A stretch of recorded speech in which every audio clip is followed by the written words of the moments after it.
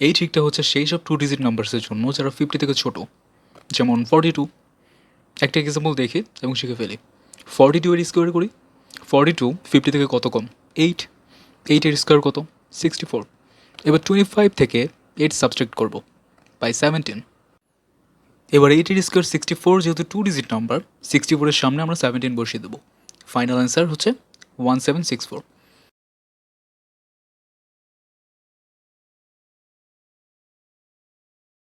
আরেকটা এক্সাম্পল দেখে ফেলি। এবার 50 থেকে একটু দূরের নাম্বার, যেমন 32 নেই। আচ্ছা, 32 50 থেকে কত কম? 18 কম। 18 স্কোয়ার কত? 324। লিখে ফেলি। এবার সেকেন্ড স্টেপ, 18 25 থেকে কত কম? 7। এই 7 324 এর লাস্ট 2 ডিজিট বাদ দিয়ে করব। আমাদের ফাইনাল অ্যান্সার হচ্ছে 1024।